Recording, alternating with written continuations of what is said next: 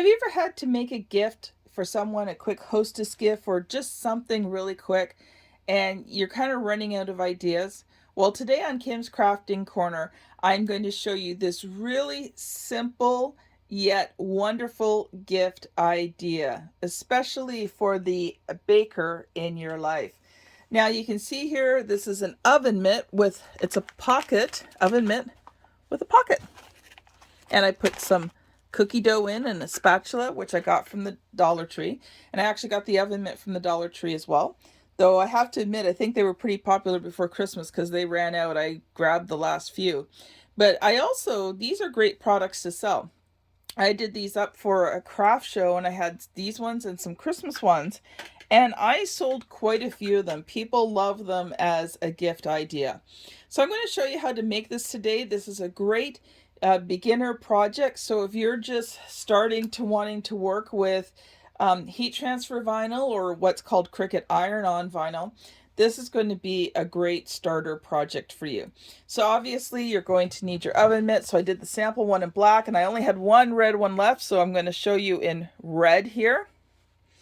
You're going to need your iron-on vinyl or HTV vinyl. So you can use the Cricut brand iron-on. That's what we're going to be using. It's also Sizer. There's lots of different brands out there. But I recommend if you've never used them before, stick to Cricut or Sizer because I know that they both work very well. You're going to need a weeding tool. And this is a new kit on Cricut where you just insert the pen into these and you can pull them out and use them. I find them really handy, but you do need some sort of weeding tool. Scrapers, always a good idea. And while not 100% necessary, the Cricut brayer, I love this tool. So if you have a chance to get one, get a Cricut brayer. It makes trying to get your iron-on onto the mat easier. Now, if you're using the Cricut Explore Air 2 or Maker, you are also going to need the standard grip mat as well. So as you can see, there's not a lot that you need to make this project. You also need a heat source. So I am going to be using a t-shirt press. You can also use the Cricut press, which will probably be about the same settings for the heat press or the t-shirt press. You can also use an iron. Now, I won't be able to tell you the settings for the iron. That you'll have to look up because I have not used an iron on the iron-on. Haha. But it's very easy to Google and find. So let's get to Cricut Design Space and start working on our project. Here we are in Cricut Design Space. And I've already got the design uploaded. So if you do not know how to upload an SVG to Cricut Design Space, there is the suggested video if you're watching this on YouTube. You can also find the link to the video in the show notes and the description. It's very simple to do, and once you've done it once or twice, it's a breeze. So I don't want to go into that in this video. So I've uploaded my SVG, and actually you can get this SVG on, it's actually part of my Christmas oven mitt package, but I am going to be putting it on there individually on Creative Fabrica, so I will put a link to that as well if you happen to like this design. So we've sized it. So when I took my oven mitt and measured it, you want to make sure that there's a nice border. So I wanted about, 1/2 to 3/4 inch border around it. You don't want to go right to the edge type thing because then it kind of looks funny. So you always want to make sure that you size it properly for the design, not making it too big, too small. That's one of the mistakes that people make, is not sizing it properly, and then they cut it out and they realize that, oh darn, and they have to do it again. So always, measure twice, 3 times, 4 times, cut once. So you want to, because this design is all one design and it's all welded together, you don't have to actually hit attach. But normally if you saw like several different lines here, you'd want to attach them all. But this is all one design. You're just going to go up and click make it. There, the design is there. You can't see it too well. Let's see if I can make this white, if you can see it better. So change the color, just click on it, come up here to where it says color. Let's do it in white. Click make it. There you go. Now you can see it better. And again, if you aren't aware, you only have about 11.5 inch of cutting space. There is a 1/4 inch border on each side where it does not cut. So always take that into consideration. This is it's in a good spot. And then now that it's laid out on the mat, you want to assess how big you want to cut your vinyl. So I always leave, 3/4 to an inch. And because this is so close to the 5, I'd probably just cut it 5 by 6 inches. You always want to mirror your iron on. I have not found any occasion where I've not had to mirror it. So hit the mirror button, hit the continue button. You're going to click on everyday iron on. Now I've got a lot of these saved. That's the nice thing about this. You can save all the materials that you use on a regular basis, but if not, you can just go to browse all materials. There probably also is an iron-on setting on the knob on your Explorer, but I always like doing it through here. So you just want to click on the everyday iron-on. And here's what I love. Make sure to mirror is turned on and iron-on material is face shiny side down.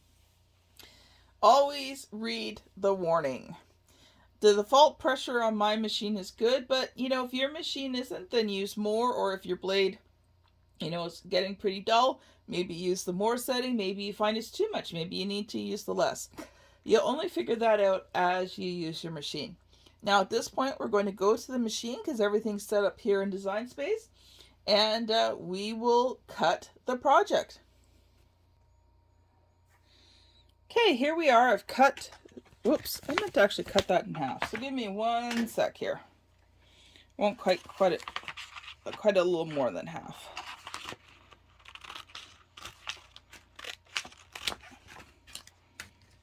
Alright, so I have my piece cut out. It's now ready to go on the mat. Now if you remember the instructions, it said to put it shiny side down. So sometimes with the black and white it's harder. But one thing I like about the Cricut iron-on, it's easier to tell which side is the shiny side and which side is the matte side.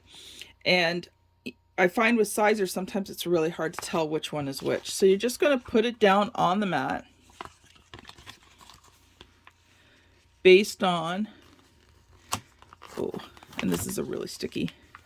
Here's one thing about new Cricut mats. They are very, very, very sticky. So I'm going to do it this way. Hopefully I don't block the camera. And you may have to try laying it down a couple of times to get it straight. And you notice it's curved in the opposite direction. So this is where your brayer is going to come in and do a really great job of just getting it down there on the mat. So for HTV, you just want your regular Cricut blade. We're going to load the mat in, or if you got smart materials, you can load them in. Click the arrow button. It's all nice and loaded.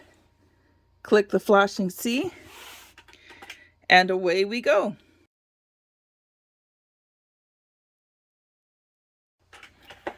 Alright, so you're just going to hit the arrow buttons to take it out. I'm going to close up my machine here and back it up a little bit so that I've got some more room here to work. Now while I did this, I turned on my t-shirt heat press so that it would be ready to go, and I set it to 305 degrees Fahrenheit, and I set the time for 17 seconds. Now one other thing I didn't mention that you might want to have is a sheet like this, whether it be parchment paper, butcher paper. These are actually the sheets that come in the infusible ink transfer sheets. These you want to put down so that nothing sticks to the plates, either of your iron, your heat press, or your t-shirt press. So now we're going to weed this, and I'm going to use my handy dandy tool here, so I'll just show you. You just click it in. Sometimes you have to press it a little bit. Whoops. You know, when I'm not filming it, this thing works great. Pull it out, you're ready to go. So in this case, we're just going to leave it on the mat. And I know you guys can't see the design, but what we're going to do is we're going to lift it up in the corner here. And you're just trying to get that first white layer so that you can pull it off. All right. Now, actually, you know, the last time I did this, I did find it easier to actually do it with it off. So let's peel it off here. Now, here's where your scraper comes in handy. Always peel your mat away from your item because it keeps it from curling and you get it off easier. And that's where I just like using the scraper.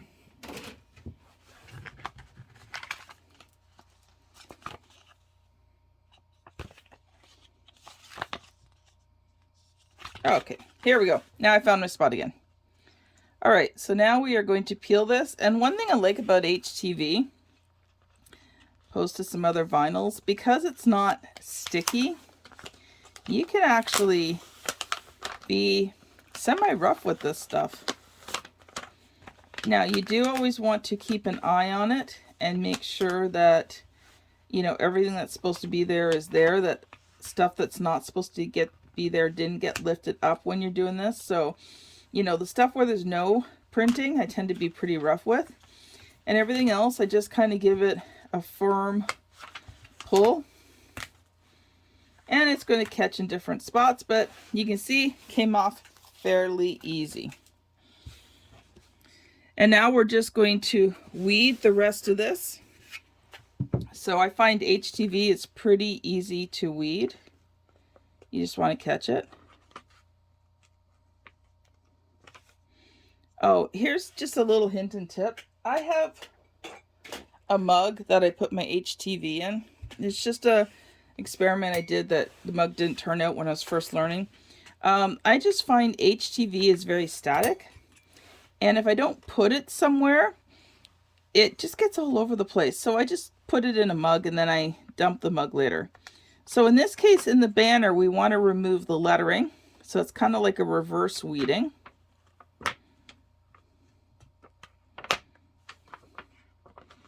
And sometimes you can use your fingers, or, you know, sometimes you may need to use a pair of tweezers as well. But in this case, this is working fine. Now just remember, this point is very sharp. So even though I'm doing this fairly quickly, in the beginning I had to do it slowly because I would catch other things and put holes in my HTV. So just take your time. If you're not used to weeding yet, take your time doing it. Watch really carefully where you need to weed and where you don't need to weed, and think it through. Now, I have to admit, I am directionally challenged, have been my whole entire life. My husband thinks it's quite funny, though I have improved considerably. But when it comes to thinking, you know, what do I need to take off and what needs to stay, I can tell you that quite a few times I've taken off the wrong thing and I've had to recut the vinyl because I took out the wrong part. So I've gotten better at it now that I've practiced it. So just take your time. It's not about speed, it's about making something well. And if you heard that beep, that's my heat press telling me that it is ready to go. All right, and I did catch it there just a little bit, so let's wipe that down. All right, life is what you bake it. Now at this point, unfortunately, because of the layout of my basement, I can't, it's really hard for me to try and film heating it. So let me just give you the instructions here. So you're going to want to press this for about 5 or 6 seconds. So you're going to put it on like your mat, on your t-shirt thing, you know, whatever it is that you're putting it on. You're going to put the paper over it. You're going to press it for 5 or 6 seconds at 305 to heat it up. Then you're going to place the design on it, and you're just going to want to center it. Now this is a little bit sticky, not a lot, but in most cases you won't need to adhere this to the item. You just need to place it and the pressure will do it. Just make sure it's placed where you want.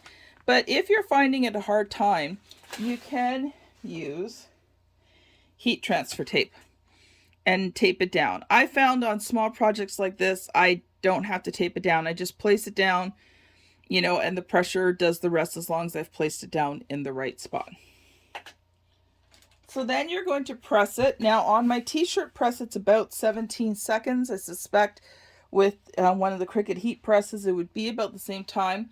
Though Cricut does have amazing guides and on the Cricut website. So if you Google it and look for it, it'll tell you exactly how long you need to press for what type of HTV and what material you're using and what you're using to press with.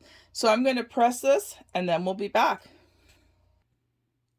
So I pressed it for 17 seconds at 305 degrees Fahrenheit.